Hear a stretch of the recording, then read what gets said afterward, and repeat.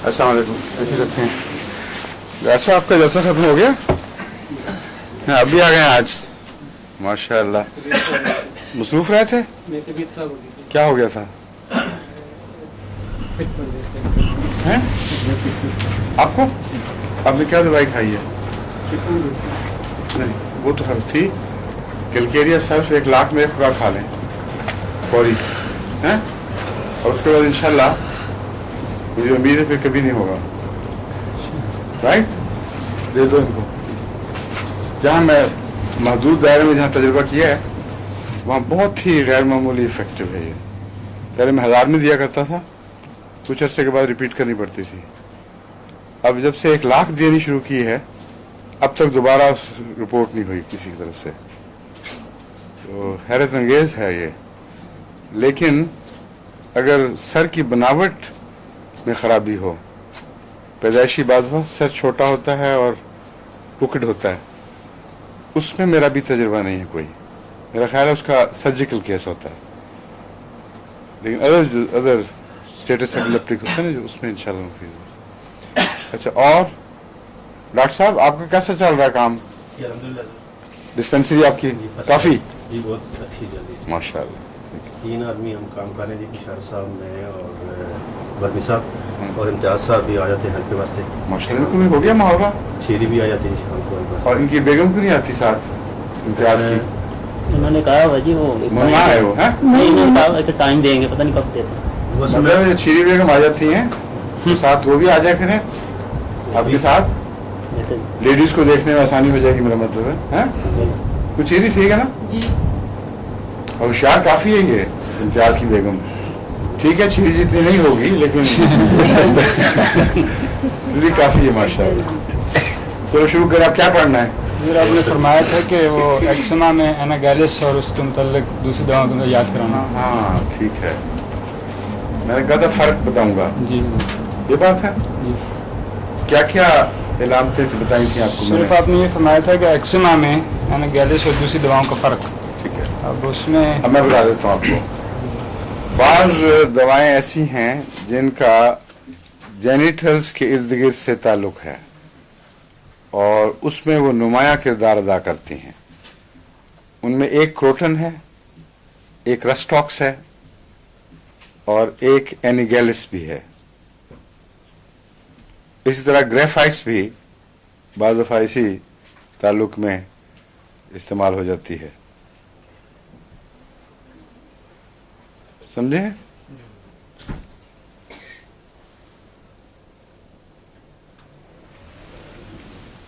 यानी क्रोटन के मुतालिक मैंने आपको बताया था कि इसका सिर से भी ताल्लुक़ है, चेहरे से भी ताल्लुक़ है, और जो भी इसकी एरप्शंस हैं वो रस्टॉक्स के मुकाबले पर निस्बतन छोटी होती हैं।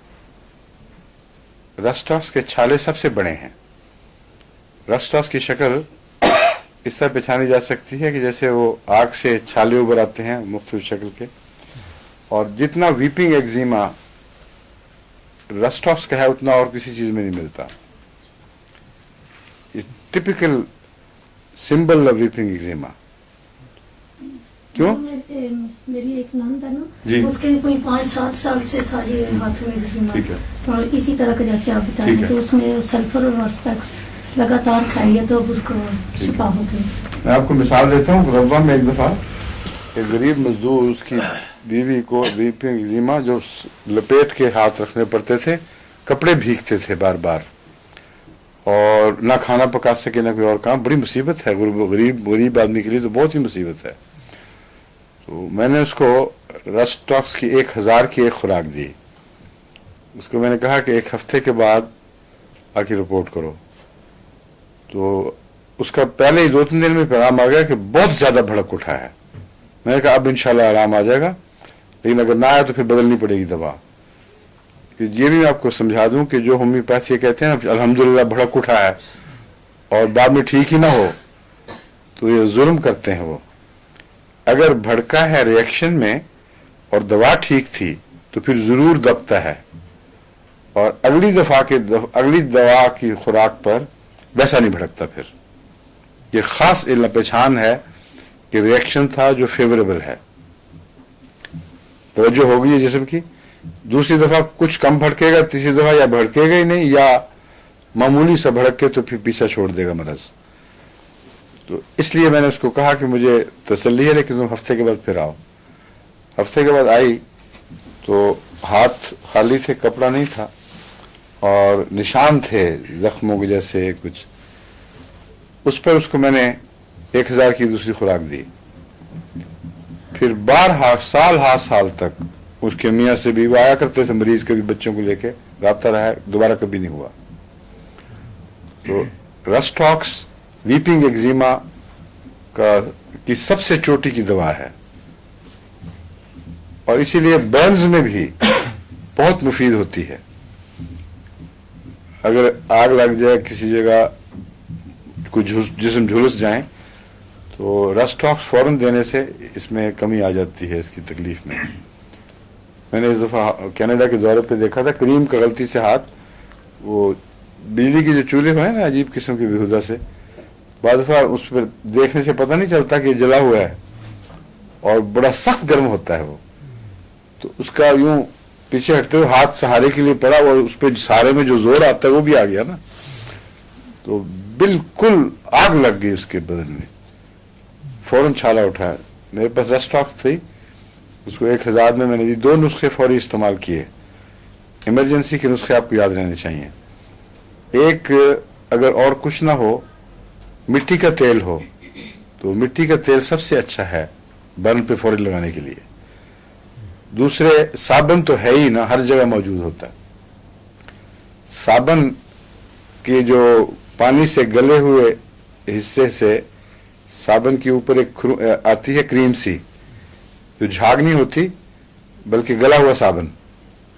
वो क्रीम अगर माउथ हिस्से पे लगा दें तो बहुत ही तस्कीन बख्श है।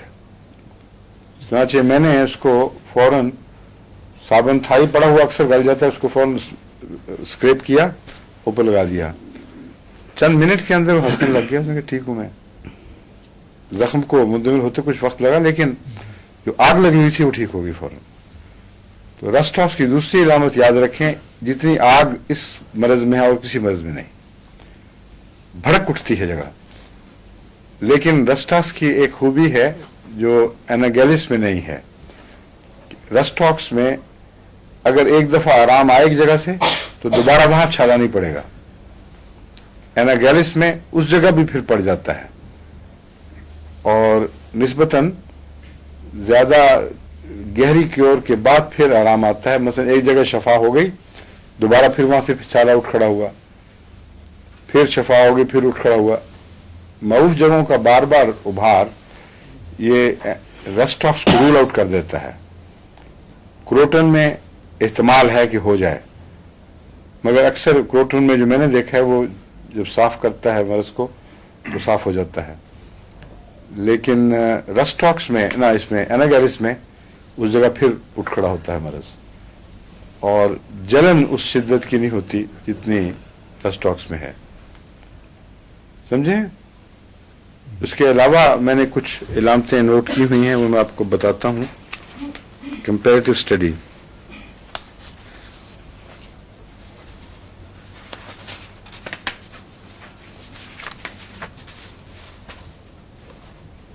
हाँ ये है जगह वो जहाँ मैंने आपके लिए इलामतें नोट की थी।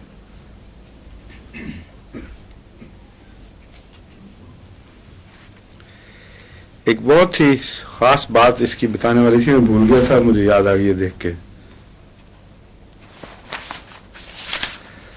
क्रोटन के मुतालिक ये भी बता दूं कि रस्टॉक्स का एंटीडोट क्रोटन है, क्रोटन का एंटीडोट रस्टॉक्स है। अगरचे असहाल की इलामतों में रस्टॉक्स क्रोटन से नहीं मिलता, लेकिन उसके बावजूद ये एक दूसरे का एंटीडोट है।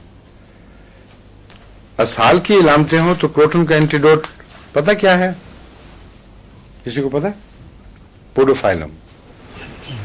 पोडोफाइलम में भी असहाल जोर के साथ एक्सपर्ट में आते हैं और क्रोटन में भी ये खास इलामत है। और जहां इस किस्म के असहाल मिले, खारिश ना हो, तो पोडोफाइलम इसका एंटीडोट बनेगा क्रोटन का। अगर खारशी अलामतें नुमाया हों तो फिर रस्टॉक्स इसका एंटीडोट है।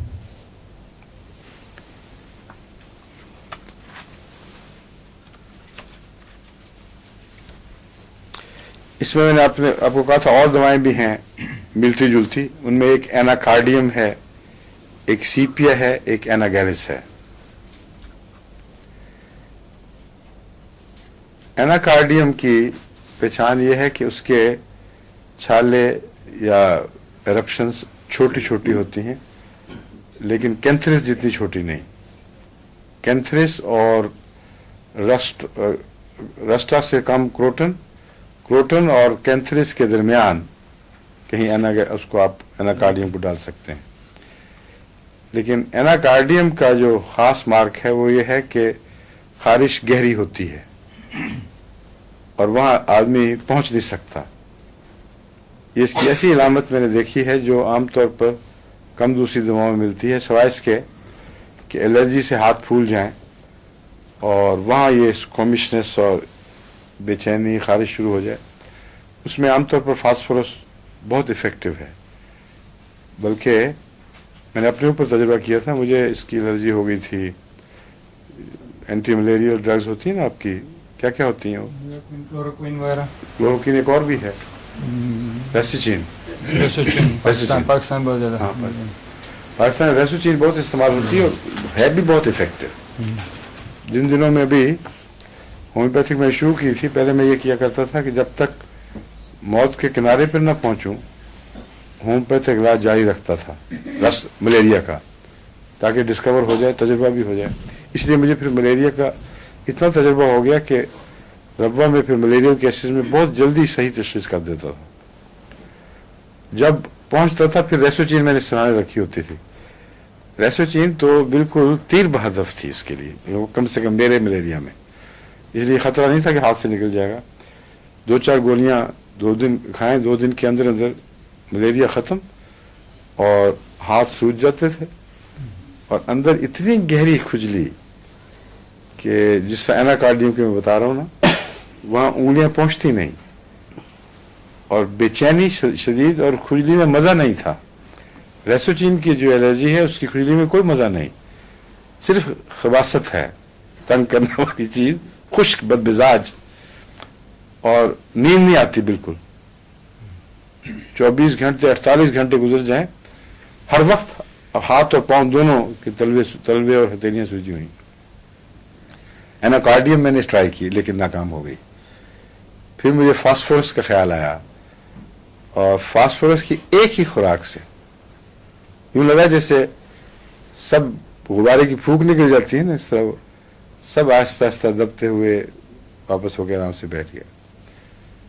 फिर दोबारा मुझे, जब तक मुझे इसका इलाज नहीं मालूम हुआ जो ये था मेरे लिए, ब्रायोनिया 200, रस्टॉक्स 200 बारी बारी खाने से मलेरिया आगाज़ ही में ख़त्म हो जाता था। और अब भी मैं अक्सर ये ट्राई करता हूँ, लेकिन अब और भी दवाएं हैं जिनसे फ़ायदा उठाता हूँ, लेकिन उस वक्त ये नुस्खा बाद में दरियाफ्त हुआ। एक बार कराची में फिर यही हो गया और शदीद बेचैनी, नींद आए ना, और मैंने काम काफ़ी करने थे। फिर मुझे फास्फोरस से याद आया, मैंने कहा वो तो पहले भी काम किया था, दोबारा उसी तरह, कोई कमी नहीं हुई। एक खुराक मुंह में डाली, बस हाथ सुकून मिलना शुरू हो गया, आहिस्ता आहिस्ता सब गायब।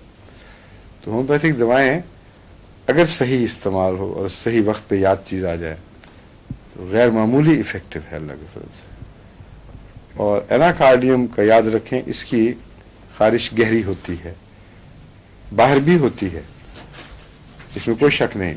छीलते हैं तो ज़ख्म भी बन जाते हैं, छाले पड़ जाते हैं, मगर ये एहसास एनाकार्डियम का ख़ास है कि जहाँ तक पहुँचना चाहिए खुरचन को वहाँ नहीं पहुँचती। बाकी जब दवाओं में ये होता है कि आप उनको खुरचें, मज़ा भी आ गया, फिर दर्द शुरू हो गई। जिल्द के ऊपरी सतह पर वो तकलीफ रहती है, ज़ख्म बन जाते हैं, लेकिन ये एहसास नहीं होता कि अंदर कुछ बैठा हुआ है। एनाकार्डियम का ये ख़ास एहसास है।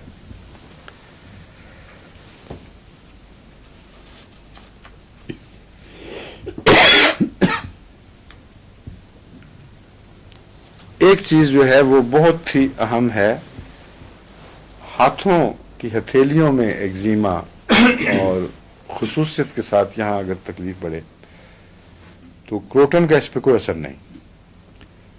ہتھیلیوں پر خاص شکل کروٹن کی بھی ہو تبھی مجھے یاد آیا کہ کروٹن نے کام نہیں کیا تھا. وہ جو الرجی تھی اس کا ہاتھوں سے تعلق تھا اور کروٹن اس پہ کوئی اثر نہیں رکھتی. وہ ایناگیلس کی سرزمین ہے. ایناگیلس سے بہتر ہتھیلیوں پر کام کرنے والی اور کوئی دوا نہیں ہے. لیکن رسٹاکس بھی ہے. ہاتھوں میں تو میں نے ابھی مثال بھی دی تھی آپ کو. رسٹاکس کا بھی دائرہ عمل ہے اور اس کا ایناگیلس کا بھی. لیکن ایناگیلس اور اس میں فرق، ایک تو نمایاں فرق جلن کا ہے. جیسی جلن رسٹاکس میں ہے ویسی اس کی کوئی مثال اور دکھائی نہیں دے گی.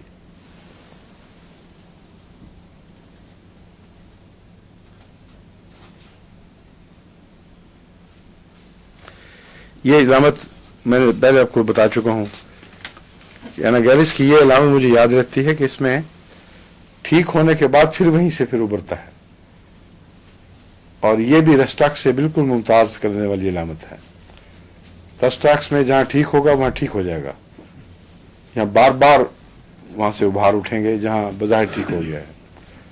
ایناگیلس کی چند خوراکیں خدا کے فضل سے بالکل ٹھیک کر دیتی ہیں، پھر دوبارہ بار بار آنے والی تکلیف پیچھے چھوڑ دیتی ہے.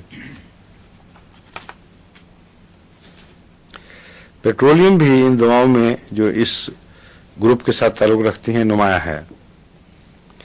اس کا بھی جینیٹلز کے ارد گرد کا علاقہ اس سے گہرا تعلق ہے. لیکن پیٹرولیم میں سرخی، چھوٹے چھوٹے دانے، ریڈ سپاٹس، چھلنے والی جگہیں چھوٹی چھوٹی، یہ تو پائی جاتی ہیں، مگر وہ گہرا بڑا ابھار جیسے چھالے پڑ جائیں یا بڑے بڑے زخم بن جائیں کھلے کھلے بڑے بڑے، یہ پیٹرولیم میں نہیں ہے. یہاں میں نے بہت سے لوگوں میں پیٹرولیم استعمال کر کے دیکھی ہے، کیونکہ یہاں پیٹرولیم کی وجہ سے پولوشن ہے ہوا میں. تو کئی دفعہ ایگزیمے وغیرہ کے کیسز جب رسپونڈ نہیں کرتے تھے تو جب سورائنم کے ساتھ، سردیوں میں سورائنم اور پیٹرولیم اور گرمیوں میں سلفر اور پیٹرولیم دیتا ہوں، تو اکثر یہ مفید ہے. اگر کیور نہ بھی کرے تو بہت نمایاں فائدہ ہو جاتا ہے. پیٹرولیم کا ایسے تعلق ہے. مگر جیسے پیٹرول ہاتھ میں ملے نا آپ تو خشک سی جلد ہو جاتی ہے، کہیں سفیدی کہیں سرخی تھوڑی سی، اور جن کو الرجی ہو ان کے ہاتھ پھر سوج بھی جاتے ہیں بعض دفعہ اسکن پہ مستقل بیماری رہ جاتی ہے. اس کو یہ کمپیریزن تھا جو میں نے آپ سے وعدہ کیا تھا، میں بتاؤں گا. اس میں ایک اور بات ہے پیٹرولیم میں کہ بلیڈ اگر ہو جائے تو پھر ریلیف ہوتا ہے، لیکن کروٹن وغیرہ میں یا رسٹاکس میں بلیڈنگ ہو تو ریلیف نہیں ہوگا. پیٹرولیم میں یہ بات ہے. اور کروٹن اور کن باتوں سے پہچانا جاتا ہے؟ ایک تو یہ کہ کروٹن میں عموماً پیٹ کی خرابی ملتی ہے الا ماشاء اللہ، اور دوسرے متلی پائی جاتی ہے کروٹن میں. اگر ایگزیما ہو کہیں بھی ہو اور متلی پائی جائے تو کروٹن کا خیال آنا چاہیے.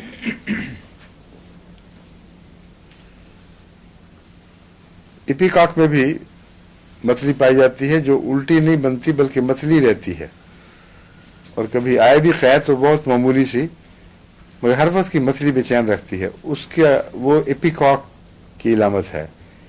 اس علامت میں کروٹن اور ایپیکاک بالکل ہم مشابہ ہیں، کوئی فرق نظر نہیں آتا. صرف فرق یہ ہے کہ ایپیکاک میں اگر اسہال لگیں بھی یا پیٹ کی خرابی ساتھ شامل ہو تو تھوڑے تھوڑے ہوتے ہیں بالکل، اور اس میں کروٹن میں بڑے اور ایک دم، اور ٹپیکل علامت ہے وہ صاف پہچانی جاتی ہے. نیٹر فاسٹ پڑھا چکا ہوں آپ کو میں؟ نہیں؟ اوہو کیا کہاں ہے؟ یہ تم لے کے آئے ہو؟ یہ تو میں لے کے آیا.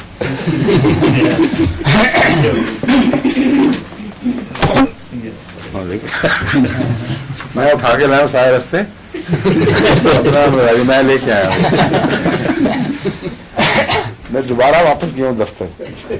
मुझे चलते चलते ख्याल आया था कि शायद ये पढ़ी हुई है, मैं नहीं पढ़ाई, तो फिर मैं लेके आया हूँ खास तौर पर। आगे मैं हैरान, तुम भी ले आए हो। दूसरी कापी, हाँ ठीक कहते हो, दूसरी कापी है ये। हाँ ठीक। एक नेट्रम फॉस तैयार है आज के लिए, और दूसरी मैंने क्यूप्रम तैयार की थी। तैयार हो गई है क्यूप्रम? मगर इसकी अभी वो नहीं बनी अभी। अब वो नहीं बनेगा, अभी तैयार हुई थी। हाँ ठीक है। तो अगर नेट्रम फॉस से वक्त मिला तो फिर क्यूप्रम पे आएंगे इंशाल्लाह।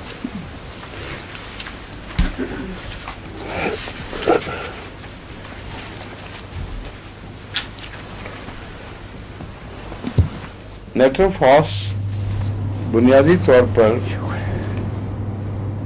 इसके लिए अच्छी है, शुगर, ब्लड शुगर में बहुत मुफीद है नेट्रम फॉस। लेकिन अमूमी इलामतों में इसकी फ्रेटिंग, मेंटल एग्जर्शन और उसकी वजह से जो बद असरात पड़ जाते हैं ओवर मेंटल एग्जर्शन से, और फिर उसके अलावा इसमें इंसान ने बाद नौजवानी में बदियाँ ऐसी हों जिनके चक्कर में फंस गया हो। कई होते हैं ऐसे नौजवान जो दवाइयाँ मांगते हैं ऐसे मौक़ों पर, उनमें नेट्रम फॉस अच्छा असर दिखाती है। इसकी पोटेंसी का फैसला होने वाला है कि छोटी पोटेंसी देनी चाहिए या ज़ायद। मैं इसको 6x पे शुरू करता हूँ, अगर रिस्पांस पूरी ना हो तो फिर ऊंची ताकत में देते हैं। बाज़ 30 में बेहतर काम करती है, बाज़ 200 में करती है, और बाज़ दफ़ा फिर बहुत ऊंचा जाना पड़ता है। लेकिन याद रखें कि नेट्रम फॉस का ताल्लुक खून के सुर्ख ज़रात से भी है, हालांकि असल ताल्लुक फेरम फॉस का इससे है। लेकिन फेरम फॉस बाज़ दफ़ा अकेली काफ़ी नहीं होती, तो नेट्रम फॉस साथ मिला दें तो एनीमिया के लिए बहुत अच्छी दवा है। नॉर्मल नुस्खा मेरा एनीमिया का, जो मैं एनीमिया के अलावा प्रेगनेंसी में भी देता हूँ, वो है फेरम फॉस, कैलकेरिया फॉस, कॉलीफॉस। ये रोज़मर्रा की प्रेग्नेंट मदर की जो खून की ज़रूरियात हैं उनका ख्याल रखती है। लेकिन ये हदायत है कि मुस्तकिल मुसलसल खाते ही ना चले जाएं, कुछ अर्सा खाई फिर छोड़ दी, इजी गैप एक दे दिया बीच में, फिर वक्फा के बाद दोबारा शुरू कर दी। तो इस तरह इंशाल्लाह ये सारी प्रेगनेंसी में सेहतमंद नॉर्मल बच्चे और सेहतमंद माँ के लिए बहुत मुफीद है, यानी माँ को सेहतमंद रखने के लिए बहुत मुफीद है।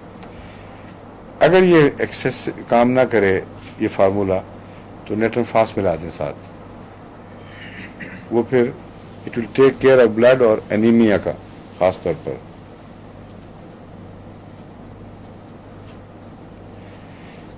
नेट्रम फॉस में एक इलामत है जो मैंने कभी पहले नोट नहीं की, मरीजों में ना कभी देखा ना कभी तलाश किया, लेकिन लिखी होती है इसमें कि ओपन एयर को अवर्स है नेट्रम फॉस का केस। अब मुझे चूँकि पसंद है ओपन एयर, कभी ख्याल ही नहीं आया कि कोई अवर्स भी हो सकता है, सवाए सोराइनम के ये ऐसे मरीजों के जिनको शदीद सर्दी होती है, वो ठंडी हवा का ड्राफ्ट बर्दाश्त नहीं कर सकते। ऐसे और भी कई मरज़ हैं, मसलन जिसमें एस्मा में ऐसे केस होते हैं जो झोंका बर्दाश्त नहीं कर सकते, बाज़ हैं जो हर वक्त हवा चाहिए उनको। तो ये वो इलामतें हैं जो तलाश करना मुश्किल हैं,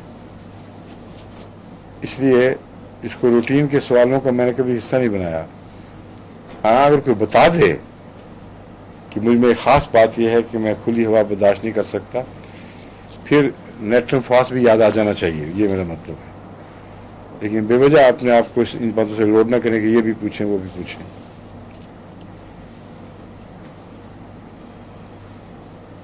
दो बातें और इसमें हैं जो एक सल्फर की याद दिलाती है और एक बेसिलिनम और इन्फ्लुएंजिनम की। सोराइनम में भी है वो बात। सल्फर तो यह है अवर्शन टू बेथिंग। सल्फर के मरीज को नहाने से नफरत होती है, नफरत नहीं तो कम से कम कोशिश ज़रूर करता है कि किसी तरह बच जाऊं, और नेट्रम फॉस में भी ये बात पाई जाती है। اور دوسرا ہے نزلے کی ٹینڈنسی، کرونک نزلہ وغیرہ جن کو ہوتا رہتا ہے اور عام طور پر رجحان ہے. اس میں بہت سی دوائیں ہیں جو میں لکھوا چکا ہوں، ان میں ایک نیٹرم فاس کو بھی داخل کر لیں.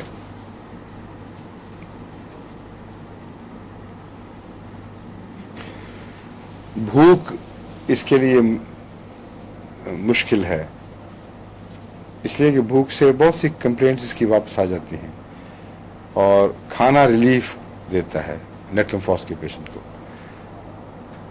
نیٹرم فاس کا بلڈ شوگر سے تعلق ہے، میرا خیال ہے یہ وجہ ہوگی کہ اس میں بلڈ شوگر گر جاتی ہوگی بھوک سے.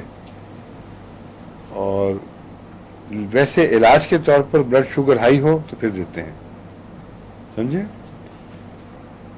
یا پھر ریگولر ہو جاتا ہے. مجھے وجہ سمجھ نہیں آ رہی، مگر ہے یہ درست کہ بلڈ شوگر میں اس کو میں نے بہت مفید دیکھا ہے. لیکن بھوک تکلیفیں بڑھاتی ہے اور بھوک سے ریلیف فائدہ دیتا ہے. ایک یہ وجہ ہو سکتی ہے کہ شوگر ہے تو صحیح مگر ہضم نہیں ہو رہی، اس لیے کمزوری کا احساس پھر بھی موجود ہے.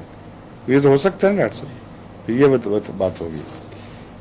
ایسے معاملے میں دونوں جگہ یہ فائدہ مند ہوگی، بلڈ شوگر کو کنٹرول کرنے میں بھی اور کمزوری کو براہ راست دور کرنے میں. اس میں بھی انکانشیسنیس فیل ہوتے ہو ہیں، جاتی ہے. ہائپر میں بھی بالکل ٹھیک ہے. شوگر زیادہ ہوتی ہے، اور وجہ بھی ہوتی ہے اس سے.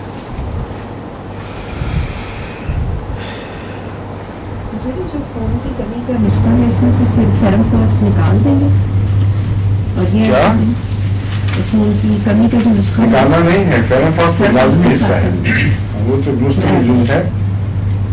اگر وہ فائدہ نہ دے تو پھر نیٹرم فاس اس میں جمع کر دیں تو پھر زیادہ طاقتور ہو جائے گا. انہیں مریضوں کے لیے جہاں نیٹرم فاس کی ضرورت تھی وہ اس کے علاوہ بیس رہے گا. وہ بہت اچھی چیز ہے، بہت اچھا ٹونک ہے. وہ اس کا نام ہی میں نے عمومی ٹونک رکھا ہوا ہے نا.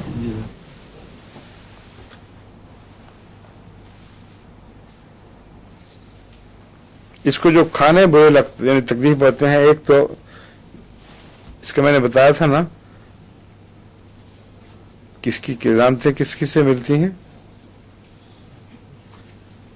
ایک بتایا تھا سلفر سے نہانے کے متعلق ہیں، پھر یہ جو ہے انیمیا فیرم فاس وغیرہ سے، اور سورائنم سے کیا بتایا تھا، کرونک نزلہ بیسیلینم سے، سورائنم سے ہے، اور بیسیلینم اور انفلوئنزینم. ٹھیک ہے. اس میں پسٹیلا کی علامت جو ہے وہ کھانے کے تعلق میں ہے. جو چیزیں پسٹیلا کے مریض کو مضر ہیں وہ اس کو بھی مضر ہیں. فیٹس مضر ہیں، اور کئی قسم کی جو کھانے کی چیزیں ہیں، فروٹ، ملک، سار تھنگز، ونیگر، اس میں سے بعض چیزیں پسٹیلا میں نہیں مگر آرسنک میں پائی جاتی ہیں. سار تھنگز اور ونیگر وغیرہ آرسنک کے مریض کو زیادہ تکلیف دیتے ہیں، مگر فیٹ کا سار ہونے سے گہرا تعلق ہے، اس لیے پسٹیلا کے اندر بھی ان کو شمار کرنا چاہیے. فیٹس جن کو اگری نہیں کرتی ان کو ایسڈ سٹمک ہو جاتا ہے، کھانا گلنا سڑنا شروع ہو جاتا ہے اور بہت تکلیف دیتا ہے. پسٹیلا میں چونکہ یہ علامت ہے، اس میں بھی ہے، اس لیے اس لحاظ سے دونوں کو آپ بے شک گانٹھ دے لیں.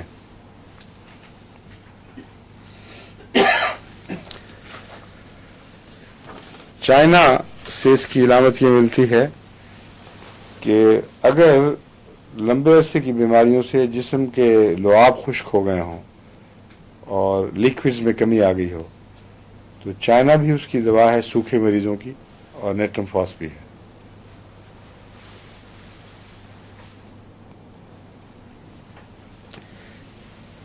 بعض جگہ نمنس ہوتی سارے دائیں طرف پوری یا بائیں طرف، اس کے لیے اور دوائیں ہیں جو میں پہلے بیان کر چکا ہوں. اس میں سنگل پارٹس کی نمنس خصوصاً پائی جاتی ہے. صرف ہاتھ سو جائے یا انگلی سو جائے یا جسم کا ایک حصہ یا کان کے ایک طرف سو جائے، ایسے سنگل پارٹس کی نمنس میں نیٹرم فاس وہ سب سے نمایاں ہے. اور بھی ہیں، میں نے کہیں پڑھی، مجھے اس وقت یاد نہیں، لیکن آئیں گی تو بعد میں بتا دوں گا. लेकिन single नेट्रोफॉस is outstanding in this particular inclination.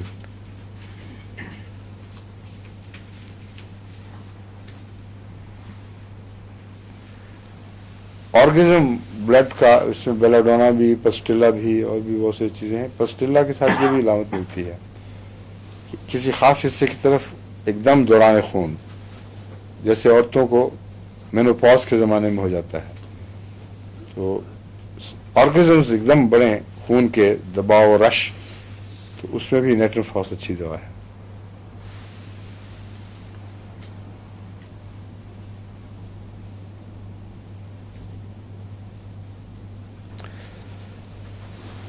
Shocks जो रात को पड़ते हैं, इसमें मैंने आपको कई दवाएं बताई हैं पहले। रात सोते में शॉक्स हो जाते हैं, अचानक झटके से आंख खुलती है, इसमें भी ये शॉक्स हैं, लेकिन इसका एक शॉक ऐसा है जो दूसरी दवाओं में नहीं मिलता। यूँ लगता है कि शरियाने यानी आर्टरीज के अंदर किसी ने कोई तीर सा चला दिया है, और आर्टरी के अंदर वो शूट करता हुआ तीर, दर्द का तीर दूर तक चला जाता है और इंसान महसूस करता है कि यहाँ से गुजरा है, हालांकि होता कुछ नहीं, जैसे सुई फिर गई हो अंदर। ये टिपिकल नेट्रोफॉस की अलामत है।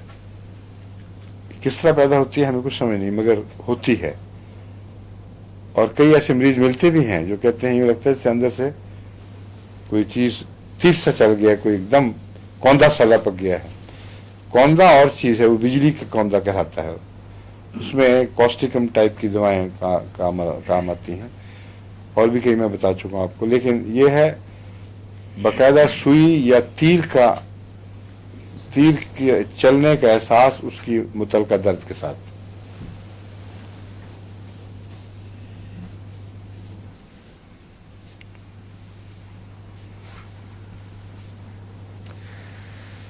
मसल्स में और टेंडन्स में जो कमजोरियां हैं उनमें भी ये मुफीद है।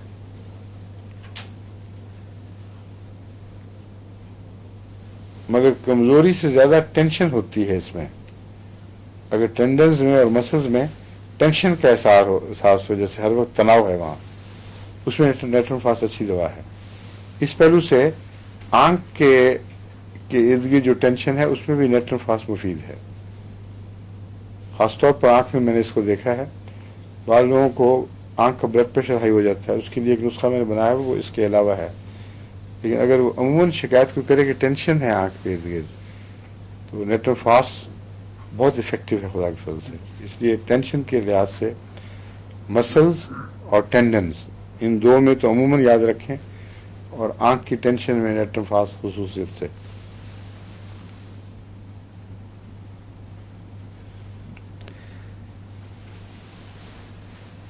बाज़ दवाएं हैं जिनमें सोते में शॉक्स लगते हैं जिस्म में। क्या क्या दवाएं थी मैंने, बाज़ मोटी मोटी दवाएं जी, ग्राइंडेरिया और आर्सेनिक, ठीक, क्लेमेटिस जिसमें शॉक के साथ देखो ठीक है। ये सोते में होते हैं या जागते में? सोते में एकदम झटका लगता है। ये जो दवाएं इसमें जागते में होते हैं, वो होते रात को है, इसलिए बिछाई जाएगी साफ। और मुझे चंद दिन पहले एक मरीजा ने यही बात बताई थी, मुझे उस वक्त याद ही नहीं आई ये दवा। अब अगर कभी दोबारा आई तो फिर मैं तुम्हें बताऊंगा।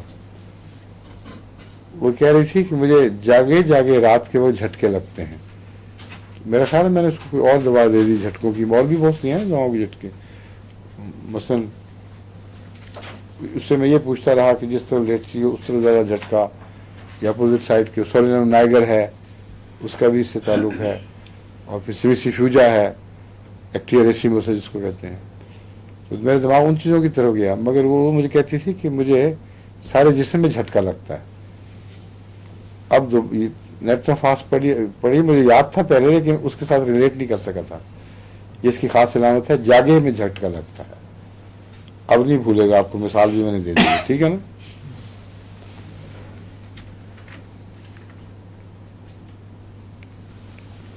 मसल्स की ट्विचिंग हर जगह, ये तो इसके खासा है इसका। اور چونکہ یہ ایسڈ پیدا کرتی ہے اسٹمک وغیرہ میں زیادہ نیٹرم فاس، اس لیے ہیپر سیلف کی طرح کھٹاس کا احساس یہ باشعوری طور پر بھی یہ ہوتا ہے. صرف میدے کی کھٹاس نہیں بلکہ احساس اپنی ذات میں کہ میں کھٹا کھٹا سا ہوں جیسے، اور پسینے میں بدن میں بھی کھٹاس پیدا ہو جاتی ہے. اور یہ لکھتا ہے کہ باڈی اسمیل سار، یعنی واقعتاً دوسروں کو بھی، میں تو سمجھا کرتا تھا کہ صرف اپنا احساس ہے، لیکن نوٹس میں یہ لکھا ہوا ہے کہ واقعتاً دوسروں کو بھی کھٹی بو آتی ہے ایسے مریض سے. بچوں سے تو کئی دفعہ آتی ہے کھٹی کھٹی بو، اس میں نیٹرم فاسٹ ٹرائی کرنی چاہیے.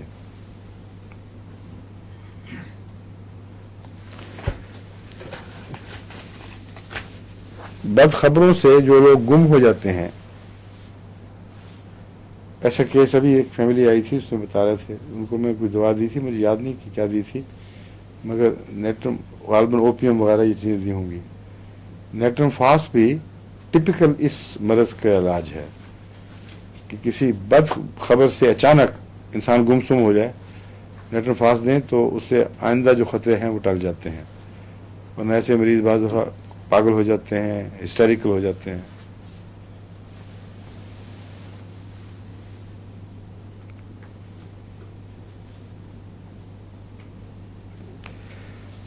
جو اسٹارٹلنگ ہے سوتے میں جیسی گرائنڈیلیا کی ہوتی ہے، وہ اس میں بھی پائی جاتی ہے. وہ اسٹارٹلنگ اور چیز ہے، نیند آئی ایک دم جھٹکے سے آنکھ کھلی، یا سوتے میں جھٹکے سے آنکھ کھل گئی، وہ الگ چیز ہے. لیکن جو میں نے بات بتائی تھی وہ اپنے طور پر اس میں ہے کہ جاگے جاگے لیٹے لیٹے اچانک جسم پہ زلزلہ سا آتا ہے، بار بار جھٹکے لگتے ہیں.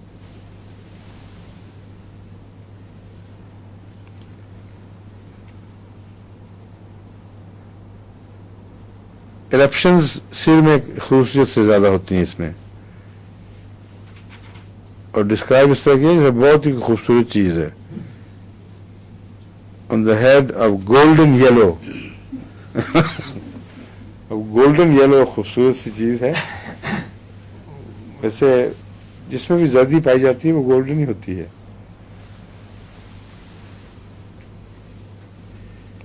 ماتھے کے ایگزیما بھی مفید ہے. سر بھاری ہو اور بال جھڑتے ہوں. بال جھڑنے کی تو بہت سی دعائیں ہیں، لیکن کوئی اکیلی غیر معمولی کامیاب دیکھی نہیں کبھی.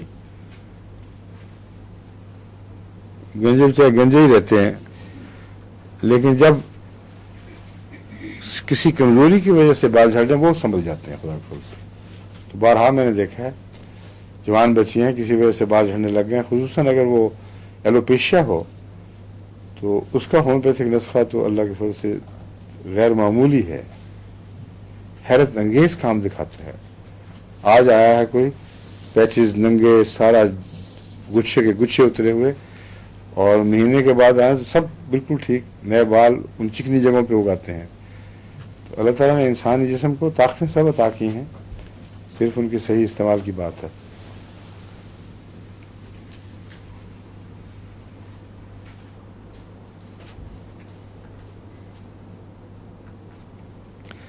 اب سر درد کی پہچان بڑا مشکل کام ہے. تقریباً ایک جیسی علامتیں ہر جگہ ملتی ہیں سوائے سائیڈڈنیس کے، ان میں پہچانا جاتا ہے. بعض اور گرمی سردی کے فرق ہیں. اب اس میں جو علامتیں ہیں یہ آپ کس طرح پتہ کریں گے جب مریض کو آئے گا تو؟ The pains are bursting, cutting in temples and vomiting and pressing in forehead and outward over eyes, pressing in occiput and side and occiput, pressing in temples, pressing in vertex as if it would open. پہچان لیں گے مریض کو؟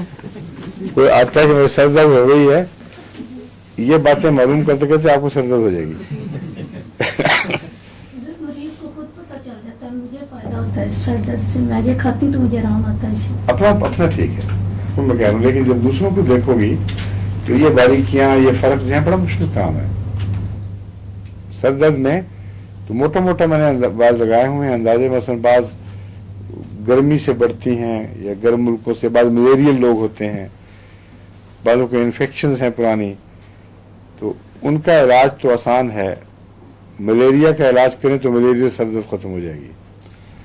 अभी मुझे एक phone आया किसी बच्ची का कि मैं बड़ी सख्त तकलीफ़ है, सिर में दर्द है, और मुझे ख्याल है कि आजकल जो इन्फेक्शन सी हो रही है, इन्फेक्शन ना हो जिसकी वजह से होती है, बुखार होगा पता नहीं लग रहा उसको, तो इन्फेक्शन और बुखार की दवा दी तो थोड़ी देर के बाद हंसता खेलता बिल्कुल ठीक, हालांकि एस्पिरिन वगैरह से फ़ायदा नहीं हो रहा था। तो ये अब अंदाज़ा है, सही अंदाज़ा लगाना ये एक सारी ज़िंदगी का खेल है। अपने तजर्बे से ना कुछ अंदाज़ा लगा रहा कि पता है कि यहाँ छलांग इस तरफ लगानी है, यहाँ इस तरफ लगानी है। ये चीज़ ऐसी है जो आपको किताबों में कोई बयान कर नहीं सकता। और मिसालें दे रहा हूँ ताकि आंखें खोल के रखें। मुश्किल केसेस को निस्बतन आसान बनाने के लिए तजर्बा काम आएगा, और बाद सिमतों में ज़हन खुद ब खुद छलांग लगाएगा, और उसमें तजर्बे के साथ फिर रफ्ता रफ्ता अंदाजे ठीक बैठ जाते हैं। सर दर्द में ग्लोनाइन, नेटम्योर और मेजलसीमियम का नुस्खा जो कभी कभी आर्सेनिक से बदलता हूँ। अमूमन गर्म मुल्कों की सर दर्द में अच्छे, या किसी को कभी लू लग गई हो और फिर आराम ना आता हो, ठंडे मुल्क में भी आ गया हो, उसमें ये बाज़ हैरत अंगेज़ काम दिखाती हैं। जो एक केस था जो तमाम स्पेशलिस्ट को दिखा चुका था और कोई आराम नहीं आ रहा था बिल्कुल किसी कीमत पे, और ये नुस्खा जब दिया आखिर तो चंद दिन में बिल्कुल ठीक हो गया। लेकिन एक मुश्किल ये पड़ी कि 6 महीने आराम के बाद फिर दोबारा उसने काम नहीं किया, और फिर अब पता नहीं वो कहाँ गायब हो गया।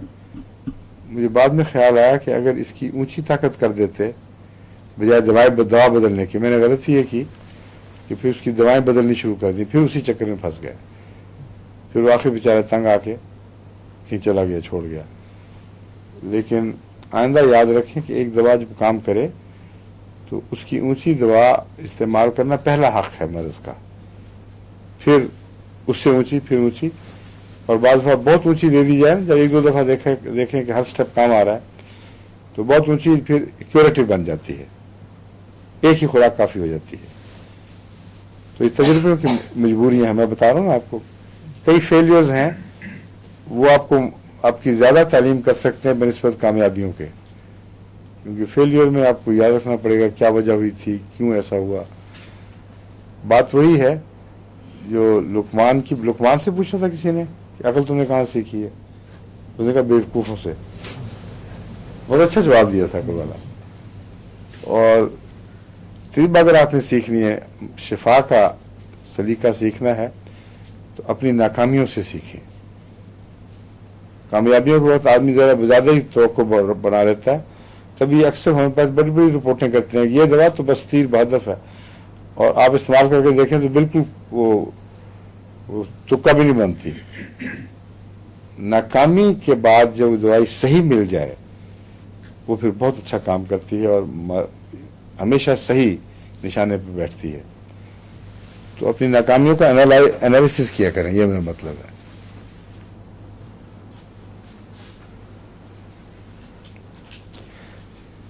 इसमें मैंने बताया था ना, हर किस्म की वो स्पेज़म्स भी हैं, ट्विचिंग्स भी हैं। अगर पढ़ते वक्त दाईं आंख ट्विच करे तो उसके लिए नेट्रोफास खुसूसी दवा है। पढ़ते में दाईं आंख से ट्विच करे। इसी तरह भैंगेपन में भी मुफीद है। आंख के छप्पर फूल जाएं, लिड्स जिनको कहते हैं, उसमें भी नेट्रोफास का अच्छा असर है। अगर आंखों के सामने फ्लिकरिंग सिर्फ उठते वक्त हो सुबह तो उसमें ये अच्छी है। अगर थकावट की वजह से हो दिन के वक्त तो उसमें रस्टॉक्स बहुत अच्छा असर करती है फ्लिकरिंग के लिए, और बाज़ दफ़ा सल्फर देनी पड़ती है रस्टॉक्स के बाद, या बाज़ दफ़ा अदल बदल के भी देनी पड़ती है।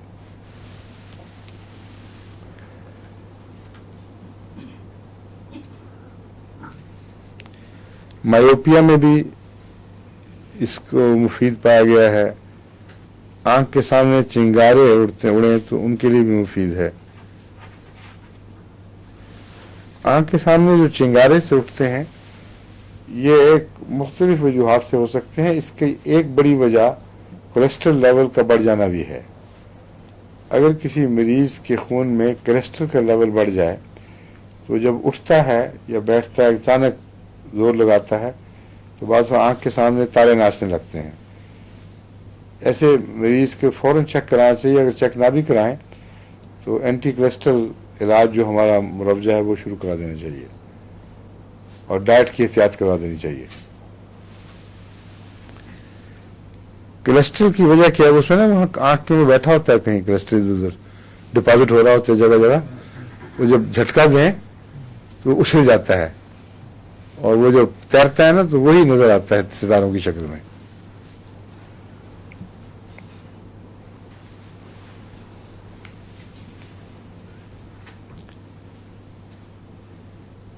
ایرپشنز اس کی اکثر میں نے بتایا نا سر کے ساتھ ہی تعلق رکھتی ہیں یا ماتھے کے ساتھ یا کانوں کے ساتھ.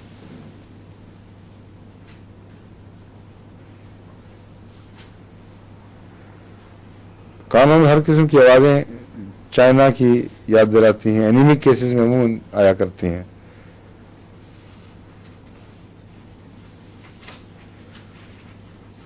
سنوائی میں ہر طرح کی خرابیاں ہیں یا بہت تیز ہو جاتی ہے یا امپیئر ہو جاتی ہے.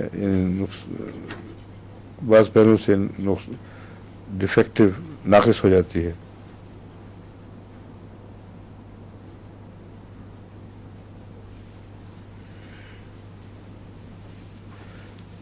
نزلے کا بتا چکا ہوں آپ کو کہ پرانا نزلہ کی ٹینڈنسی اس میں ہے. بتایا تھا ابھی نزلے کا رجحان پایا جاتا ہے اس میں. لیکن اس میں ایک نزلے کا رجحان ایک ہوتا ہے نا پتلا بار بار نزلہ ہونا وہ مراد نہیں ہے. نزلہ جو تھک واضفہ وہ بن جاتا ہے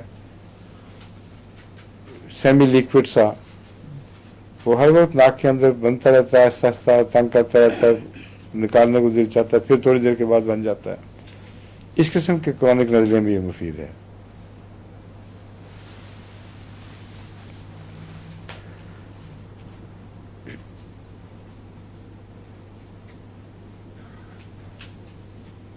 قوت شامہ یعنی سونگنے کی قوت زیادہ تیز ہو جاتی ہے اس میں بعض دفعہ. چھینکوں کا رجحان بھی پایا جاتا ہے اور زیادہ تر بائیں نوسٹرل میں اریٹیشن ہو کر چھینکیں آتی ہیں.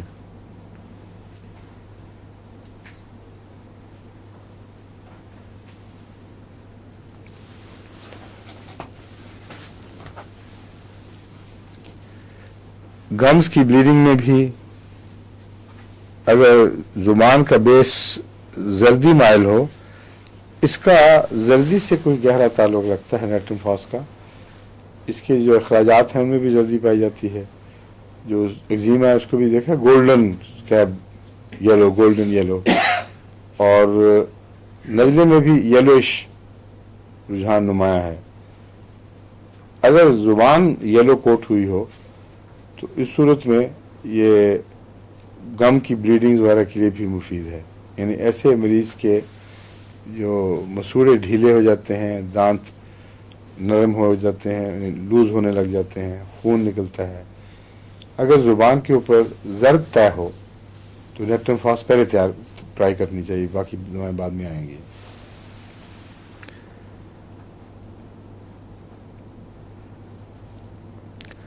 دانت کھوچلے ہو چکے ہوں گرائنڈ کرنے کا یعنی دانت پیسنے کا رجحان ہو خصوصاً بچوں میں کھوڑے پڑ جائیں دانتوں میں جس کا مطلب ہے کہ بچوں کے لیے یہ مفید ہے. اور ایک اس کی وجہ یہ بھی ہے کہ نیٹرم فاس کا میٹھے سے تعلق ہے. میٹھے کا اینٹیڈوٹ ہے بہت حد تک.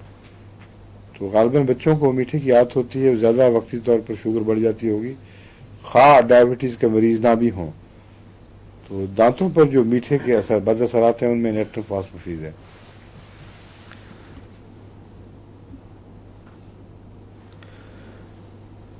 وہ جو ناک کے پیچھے سے اندر بلغم گرنا یا باہر نکلنا اگر وہ زرد ہے تو نیٹرم فاس کا تعلق ہے اس سے. فیٹ اینڈ ملک بتا چکا ہوں وہ مفید نہیں ہے.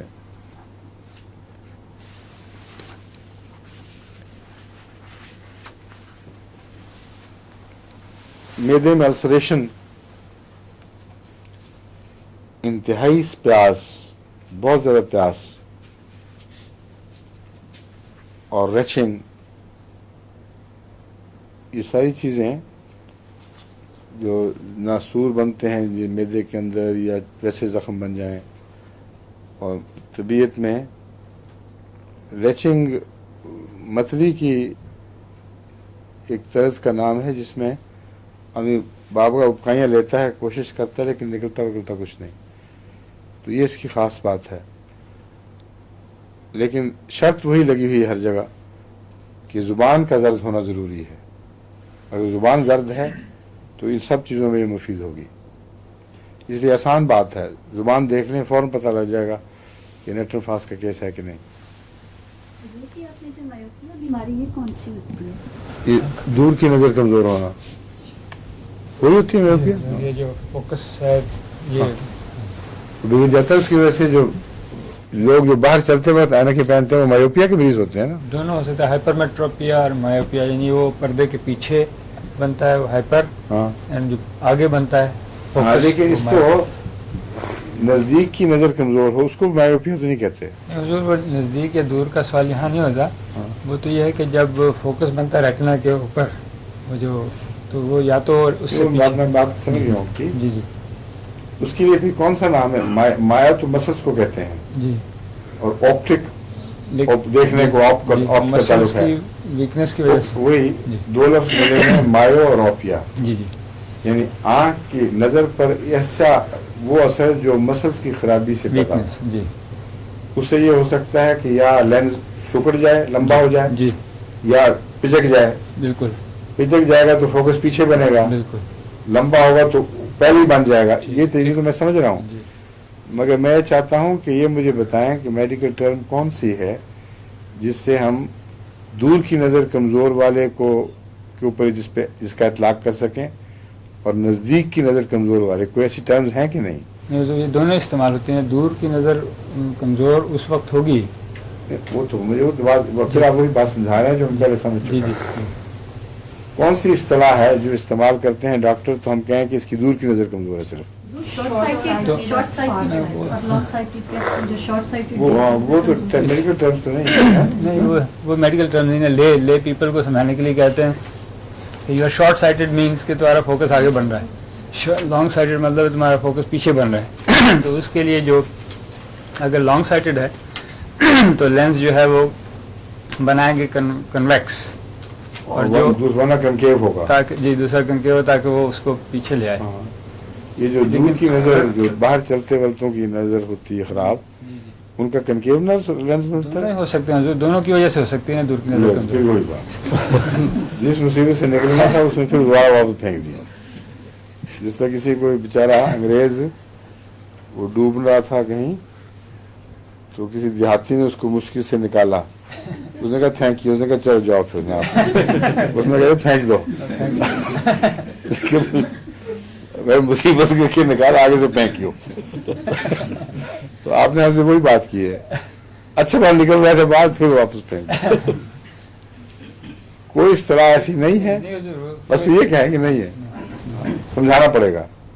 ہاں جی جو باہر چلتے وقت اینک لگاتے ہیں ان مریضوں کا کوئی نام نہیں ہے، ہاں کو سمجھا کر نسخہ دینا پڑے گا۔ بہت جو نزدیک دیکھتے ہیں جی جی جس طرح روٹا کی علامتیں ہیں یا کونیم کی، وہ کوئی وہ کوئی نہیں۔ اچھا اب خود ہی سمجھانا پڑے گا یا سمجھنا پڑے گا، سمجھ گئے؟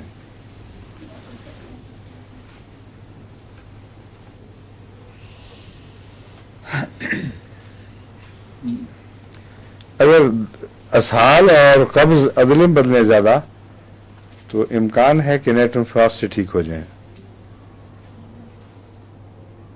ایک دن قبض ایک دن اسہال اس طرح، یا 2 دن قبض یا پھر اسہال ہوگا بیچ میں، اگر یہ روٹین ہو کسی مریض کی کہ اس کی بیماری مستقل نہیں ہے، ٹھہری ہوئی نہیں ہے بلکہ بدل جاتی ہے، تو اس صورت میں نیٹرم فراس کیوریٹیو ہو سکتا ہے۔ ورمز میں یہ بہت اچھی دوا ہے۔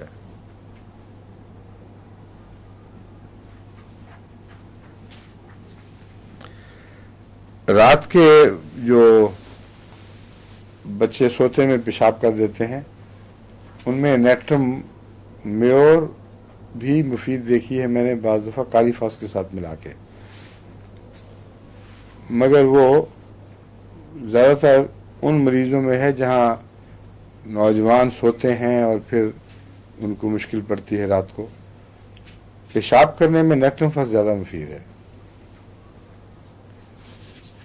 لیکن کالی فاس کے ساتھ ہی میں نے دی ہے، جب بھی دی ہے اکیلی نہیں.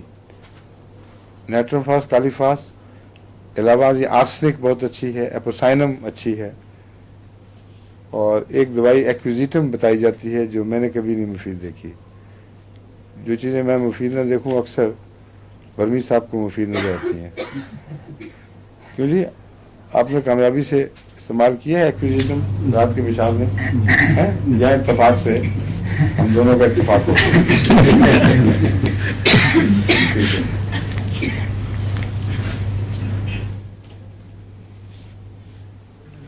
ایک بچہ ہے وہ اس کو ورمز نکلے بھی ہیں، دوائی بھی دی تھی، وہ ٹوچ کرتا ہے اس طرح سے نا، تو غالباً دس ٹرائی ٹوچ، اس کو عادت ہی پڑ گئی کہ اس طرح سے یہ جو اس قسم کی ٹویچنگز ہیں یہ چھوٹوں میں ہوں یا بڑوں میں ہوں، اگر یہ عمومی مسکولر بیماری بے چینی کی وجہ سے ہو تو پھر یہ ضروری ہے.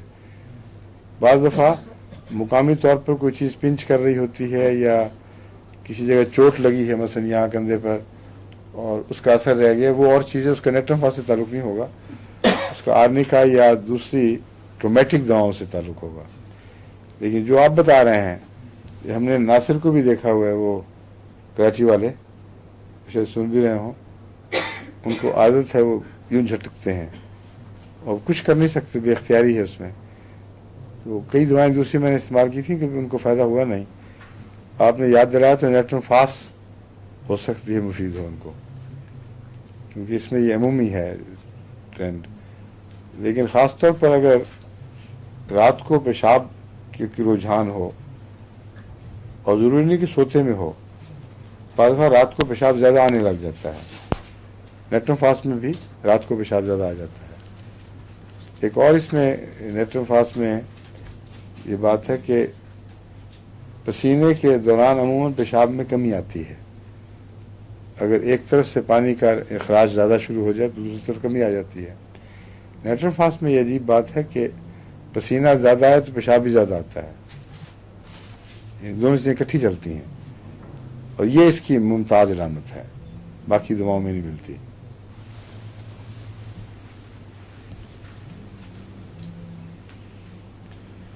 اور اگر وہ پروسٹیٹ گلینڈ والی علامتیں ہوں تو اس میں بھی یہ مفید ہے. یعنی دیر تک انتظار کر رہا ہے آدمی، پیشاب نہیں آ رہا، کچھ عرصے کے ہے صحیح مگر اس کے جاری ہونے میں کچھ وقت لگتا ہے.